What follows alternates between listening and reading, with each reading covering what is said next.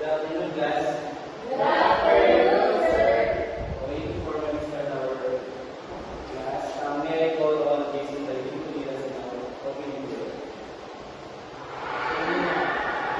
Okay, before we take a seat, kindly read those papers, order, and your chair. And kindly arrange your chair properly. Thank you so much for your cooperation. Okay, I guess medyo mababa na yung energy natin, no? Pagpapagos natin yung energy natin, let's start energizer. It's called Mathematic Dance Package. So, taas yung mga dyan.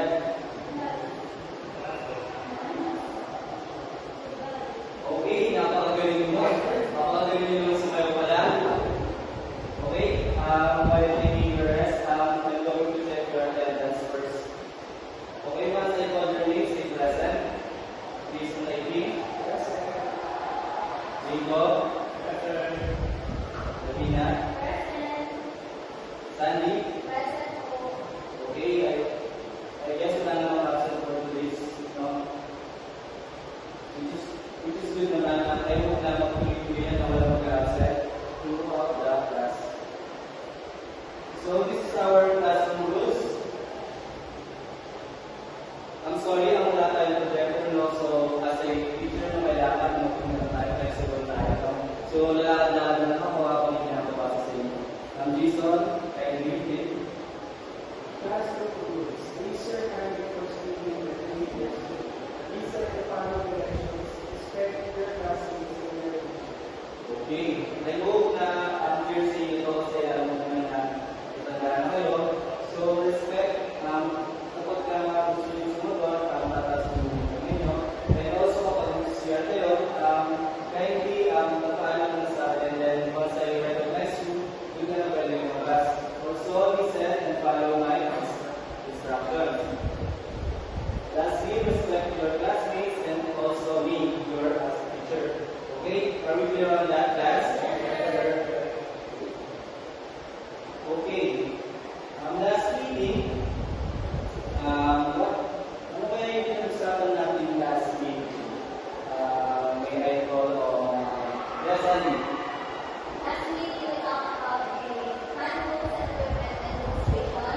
Like for equipment, illustration, videos, graphic tablet, and drawing tablet. Drawing tablet, you're going to use it as indirectly, you don't need to separate monitor to see, or see the word, your word. And for the graphic tablet, you need only the actual tablet, only black screen. Okay, that's why you need a separate monitor. Okay, thank you so much for that, Sandy. Ang matatado no, sa mga sinasabi ng Sandy na nakikinig siya last discussion. So, before that, no, bago tayo mag-jump in sa panibagong lesson natin, I prefer ako na simple games na naman. So, it's called, everybody, so double word. It's like double word, but I use different words to say the jumbo word instead of jumbo word. Mamaya, mas na-make So for the mechanics and some yes, please. Give the way. First is play the music. I will play a music and students will pass the ball around. Like when the two player gets round, one is the way to stop, the students blowing the ball into the last play. Third is third and reward. The students should read, get loud, the example word, and then say the answer. One student answers the correct, other student can still the answer. Okay, thank you so much for that. Okay, I hope na nag-enjoy kayo sa simple that activity natin. Para sa yung susunod natin topic. So, any guess? Ano ba yung topic natin for today?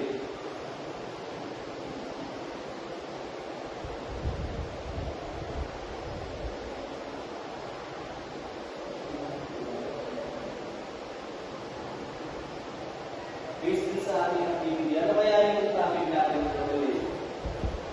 Yes, Jason? Fraction, percentage, and decimal. Okay, Sally? Thank you so much for that. So our topic for today is about fractions, percentage, and decimals. So,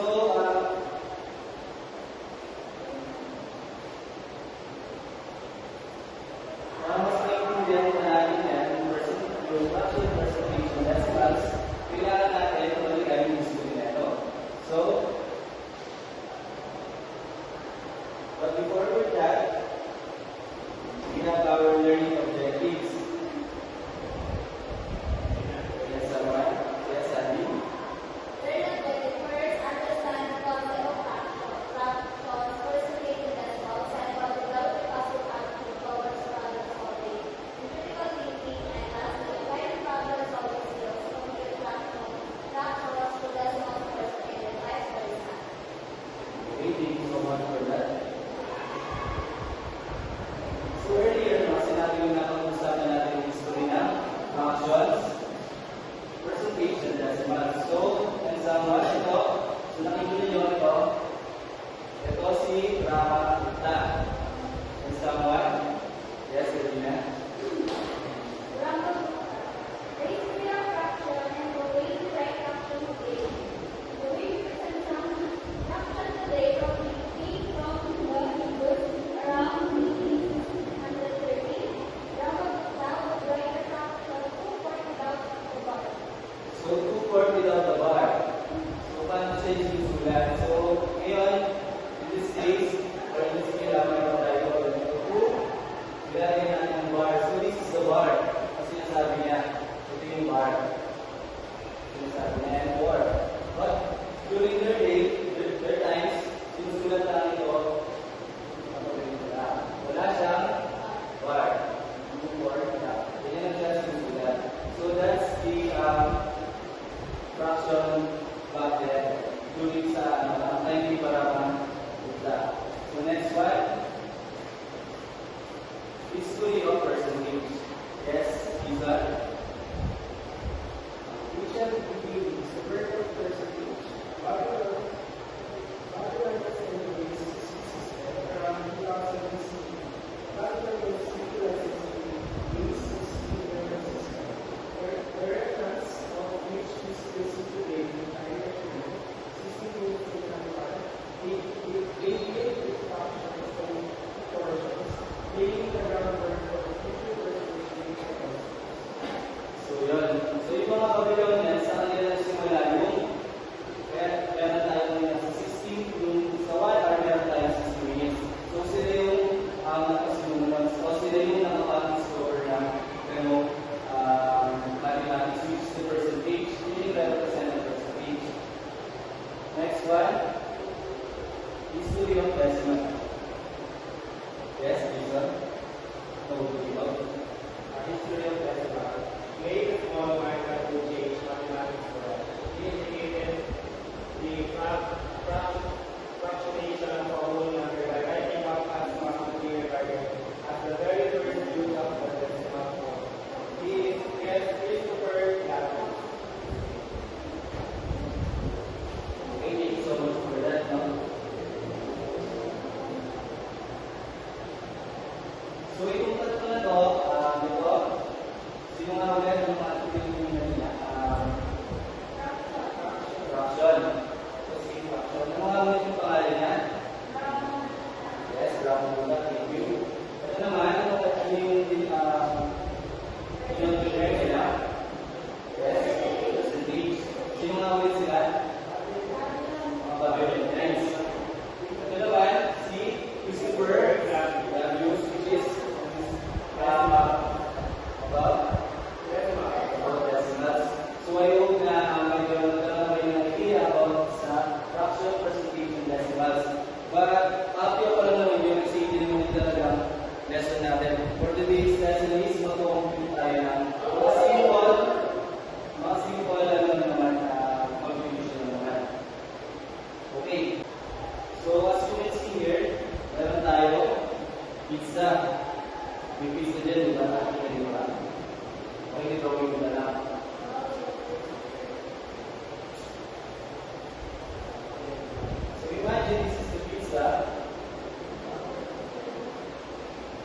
hinati ko siya. Kapag fraction naman, kapag fraction, i-represent sa fraction, ay idea, fraction, kung paano siya i-represent sa fraction. Yes, sabi na. 1/2.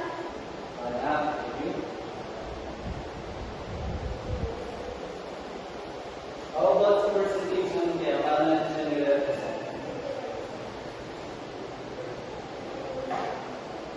Yes. Percentage. Review, 50%. Sa decimals naman kaya, paano na natin siya i-represent?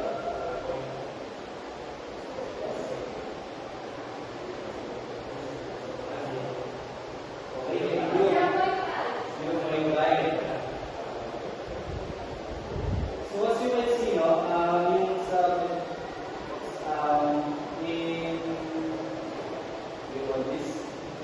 representing this pizza, meron siyang different equation, yung fraction, percentage, and decimals. But same lang sila ng value. Same value lang sila. This all is same value.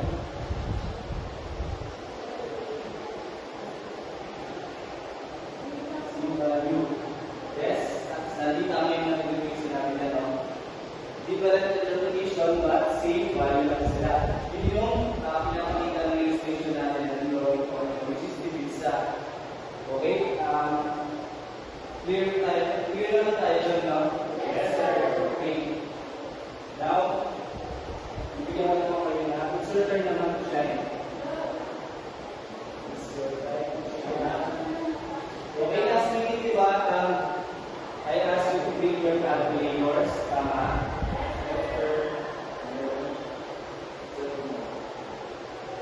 Okay. I want you to analyze this one.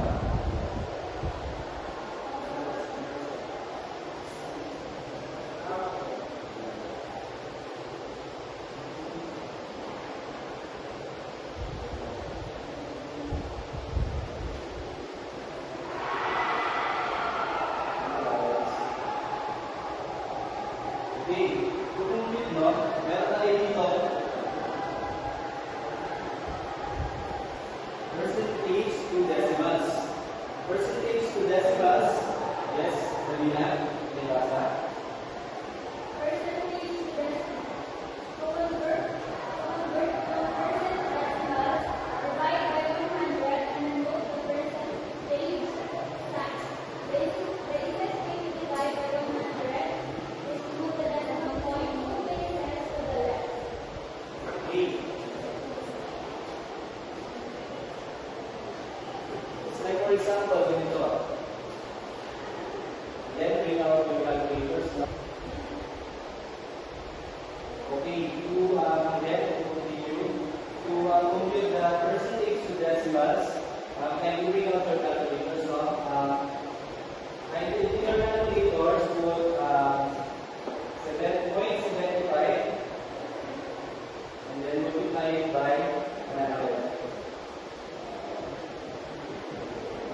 May wala din ang wala ng sagot? Yes, sir. 75. Okay. Sabi dun sa PPT natin, para mas madali or mas mabilis, kung move lang natin yung 2 places, so ito siya. 0.75 siya, diba?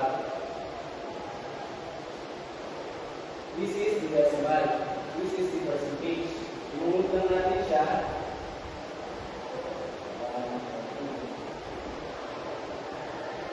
Move lang natin siya para maging siya 75. So, doon lang siya, diba? Same lang siya kapag pinag-multiply sa 100.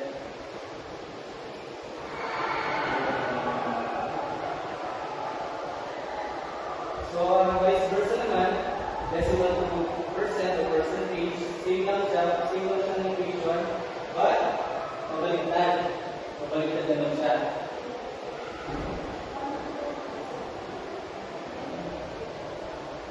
So, at this time naman, pag-aaralan naman natin fraction to decimals. So with fraction to decimals, babasahin nyo na lang, sorry naman sa logo yung laptop natin. So the easiest way to convert fraction to decimal is to divide the top number to the bottom number. Yung top number, which is the numerator, and then the bottom naman is which is the denominator. So I want to divide this one. 2 divided by 5. Lagyan sa calculator 2, tapos i-divide nyo siya ng 5. Ngayon ang wala ng sagot? 0.4 equals to 0.4. So again, ito, this is the fraction. Ito yung fraction equation. Fraction law. Ito naman, 0.5 ay 0.4 which is the decimal. Okay, clear ba tayo ng class? Yes, sir. Okay. Next one. Decimal fraction naman. Sino na naman yung fraction law? Ulit, pabaliktad yung equation.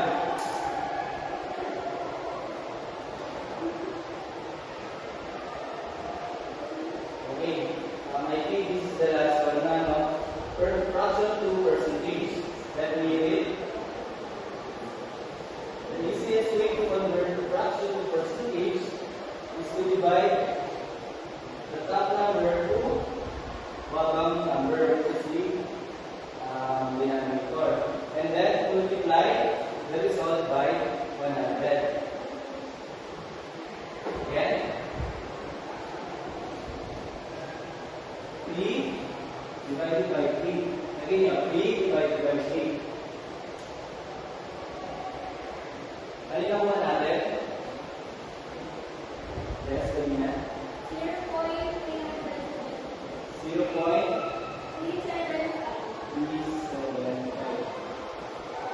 Tapos, sabi niya, pag nakakuha natin yung answer doon is multiply natin siya into 100. Pag-multiply natin 0.375.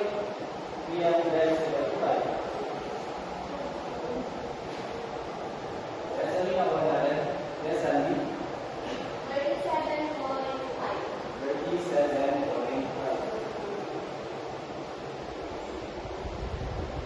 So again, this is the fraction. Ito naman is yung may 0.5. Basta may point siya, 0.5 is the decimal.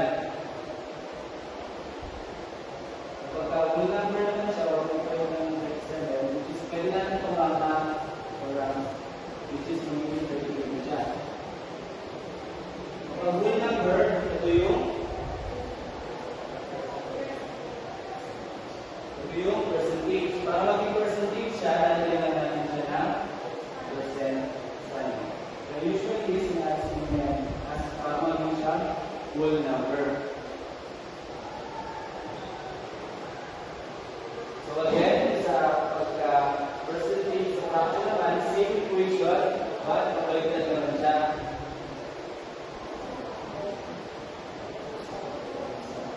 Okay? Do you have any question? Number sir. Yes.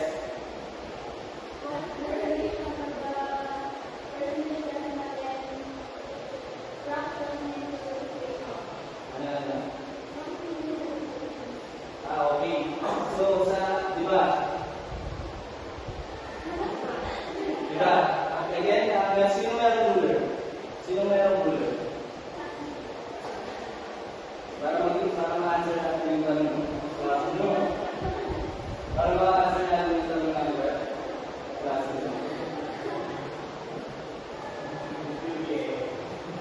So again, now, sinabi ko kanina yung percentage, which is the whole number.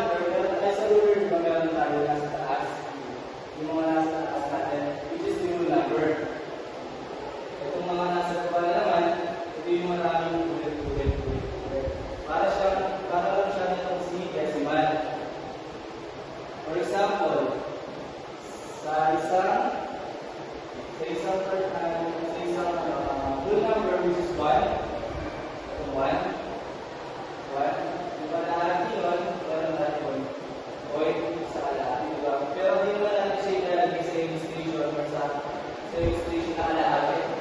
Hindi naman natin sila lalagay na kalahati.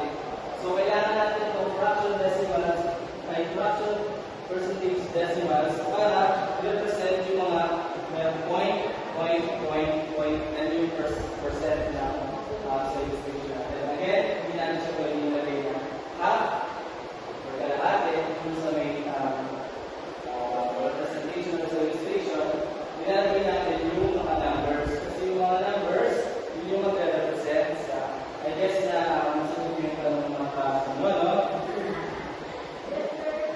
Okay, any question? Hindi, gusto ko yan nagtatanong kayo. So yan. Any question? Ako ba? Okay, I hope na meron kayo magulat o meron tulong kayo sa simple discussion natin, which is the fraction, percentage, and decimals. So, para naman malaman natin o para let's go na feedback na our tutunan, so we will have our group activity. So, for our group activity, yes, these are Instructions. Per activity, you will be divided into 6 groups. Each group will draw speaks of a curve for the goal. These speaks will contain a fraction to decimal and vice versa equation. Percentage to decimal and vice versa equation. Fraction to percentage and vice versa equation. so yun, per group, no, ang group yun, isang papel dito, which is yung papel na to, yung represent yung percentage to decimals, yung susunod yun. So, pabilisan siya, kung sino yung unang makapagsagot o makapag-complete ng mga equation, so yung i-declare natin yung winner. So, yung winner is magkakaroon siya ng prize, which is the prize natin is magkakaroon siya ng direct points sa ating quiz mamaya. Okay, are we clear on that? Yes? Thank you so much.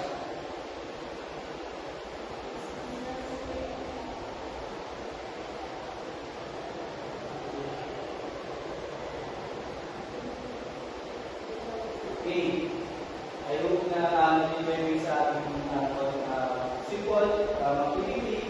But now, mag-jump na tayo sa ating assessment. So, ang our assessment, no, kailangan talaga yung calculator natin. Again, dapat na kayo sa sarili calculator. Okay. For the instructions, no, your task is to convert the equation that you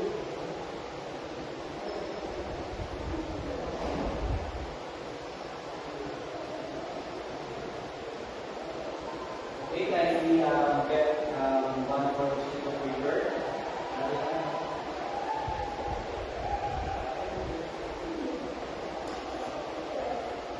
Okay, class, may ganun paper, no? Okay, 1 minute. Okay, time's up. Pass your paper forward. Okay, thank you so much. So, thank you. Kaya hindi ako nagpa-check, no, para maiwasan yung pagpapalit ng mga sagot. Ang lalaki yung check na ito. Mas gusto ko yun na check ko isa para maging para malaman if talaga natuto kayo na okay.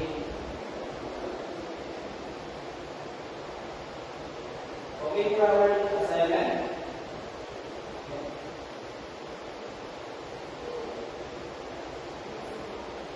So, nakikita nyo, sa assignment natin, meron tayong table, no? Yung table na to is, meron siya, for example, sa fraction, meron 1.8, tapos yung sa decimals and percentage niya is blanco.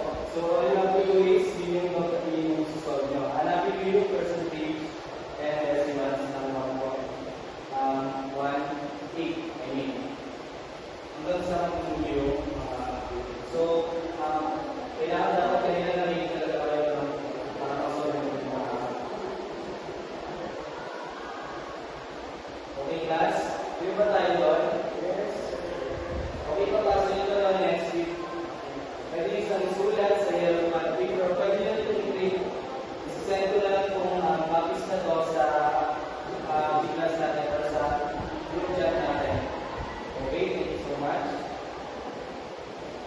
With that, thank you so much for your participation. Ayun na natuto kayo